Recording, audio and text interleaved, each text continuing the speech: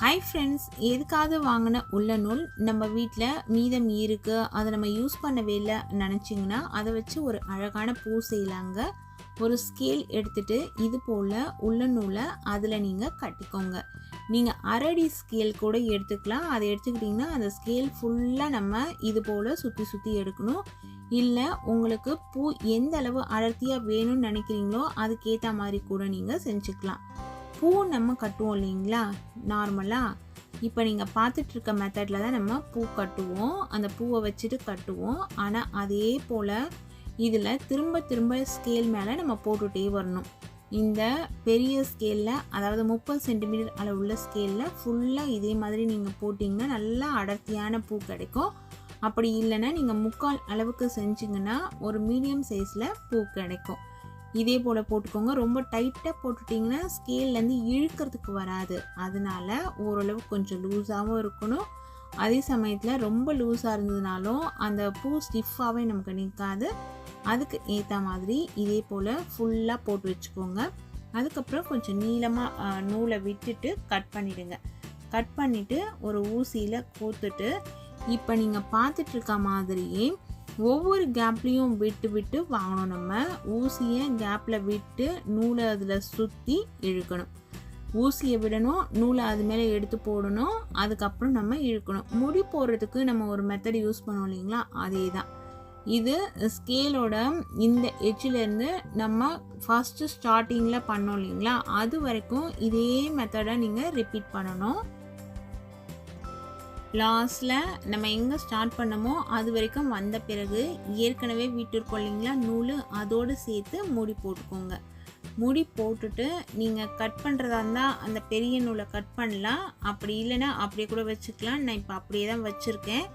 இதே போல் கொஞ்சம் கொஞ்சமாக மூவ் பண்ணி ஃபுல்லாக நம்ம வெளியே எடுத்துடணும். எடுக்கும்பொழுது ரொம்ப சிக்காயிடாமல் பார்த்துக்கோங்க. இதே போல் ப்ராப்பராக எடுத்திங்கன்னா லைட்டாக முறுக்கிட்டு தான் வரும், நமக்கு ஈஸியாகவே வந்துடும். இப்போ இது வந்த பிறகு இந்த நூல் இருக்குது இல்லைங்களா, அதில் நம்ம ஊசி கோத்து வச்சுருப்போம், அது அப்படியே இருக்கட்டும்.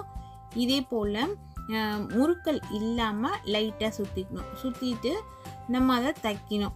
தைக்கும்பொழுது பார்த்திங்கன்னா பிரியாமல் இருக்கிறதுக்காக தைக்கிறோம். நீங்கள் க்ளூ கன் யூஸ் பண்ணுற மாதிரி இருந்ததுன்னா க்ளூ கன் யூஸ் பண்ணிக்கோங்க. அப்படி இல்லைன்னா கிராஃப்ட் க்ளூனே விற்கும், ஃபேப்ரிக் க்ளூ விற்கும். இதெல்லாம் வச்சு நீங்கள் ஒட்டுற மாதிரி இருந்தாலுமே ஒட்டிக்கலாம்.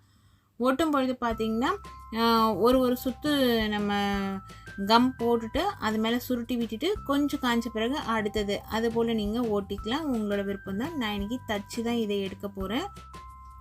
இப்போ பாருங்கள், கொஞ்சம் கொஞ்சமாக சுற்றி தச்சுக்கிட்டு வந்துகிட்டே இருக்கும். இப்போ ஃபுல்லாக நம்ம தச்சு முடித்த பிறகு இது போல் நமக்கு கிடைக்கும். அடிப்பக்கம் ரொம்ப டைட் பண்ணியும் தச்சிடக்கூடாது. டைட் பண்ணி தச்சிட்டிங்கன்னா பூ கரெக்டான ஷேப்பில் நமக்கு கிடைக்காது. லாஸ்ட்டில் அந்த ஊசி மேலே நூலை போட்டு இழுத்திங்கன்னா நல்ல முடியாக ஃபார்ம் ஆகிடும். அதே போல் ஒரு 2-3 முறை நீங்கள் போட்டிங்கன்னா கரெக்டாக இருக்கும். அப்படி இல்லைன்னா ஏற்கனவே விட்டுருந்த நூல் இருந்ததுன்னா அதோடு சேர்த்துட்டு இது போல் முடி போட்டுக்கோங்க. முடி போட்டுட்டு எக்ஸஸாக இருக்க நூலை நீங்கள் கட் பண்ணி எடுத்துடலாம். நடுவில் மணி வச்சு தைக்கிற மாதிரி இருந்ததுன்னா அந்த நூலை அப்படியே வச்சுக்கோங்க. மணியை ஒட்டுற மாதிரி இருந்ததுன்னா நீங்கள் எடுத்துடுங்க.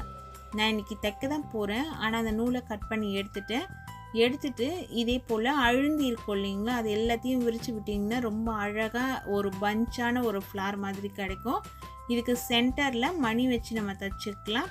திரும்பவும் அந்த நூலை ஊசியில் கோத்துருக்கு இல்லைங்களா, அந்த நூலை ஊசி வழியாக விட்டுட்டு ஒரு பெரிய சைஸ் மணி இல்லை கல் எது வேணாலுமே நீங்கள் சென்டரில் வச்சு விட்டு இழுத்து பின்பக்கம் நல்லா டைட் பண்ணிவிடுங்க. இப்படி டைட் பண்ணிட்டிங்கன்னா இந்த பூ பார்க்கறதுக்கே ரொம்ப அழகாக இருக்கும். இதை நீங்கள் ட்ரெஸ்ஸில் வச்சு ஸ்டிச் பண்ணிக்கலாம், கிளிப்லாம் வச்சுக்கலாம். பிள்ளைங்க கையில் இப்போல்லாம் நூலில் செஞ்ச ப்ரேஸ்லெட்ஸ்லாம் போடுறாங்க, அதில் கூட இந்த ஃப்ளார் ஃபிக்ஸ் பண்ணிக்கலாம்.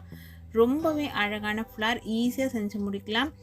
டிவிலேயோ இல்லை கேம்லேயோ அடிக்ட் ஆகிற பிள்ளைங்களுக்கு இது போல் ஒரு கிராஃப்ட்லாம் கற்றுக் கொடுத்துட்டா அவங்களோட ட்ரெஸ்ஸஸை, அவங்களோட ப்ளேஸை ரொம்ப அழகாக டெக்கரேட் பண்ணிப்பாங்க.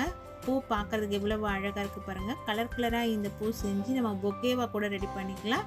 இது நல்ல ஒரு டார்க் பிங்க், மெஜந்தா பிங்க் கலரில் இருக்குது. வாடாமல்லி கலர்னு நம்ம சொல்லுவோம் இல்லைங்களா, அந்த கலரில் சூப்பரான பூ அழகாக ரெடி ஆயிடுச்சுங்க. இந்த பூ யாருக்கெல்லாம் பிடிக்குதுன்றதை கமெண்ட்ஸில் சொல்லுங்கள். Thank you friends.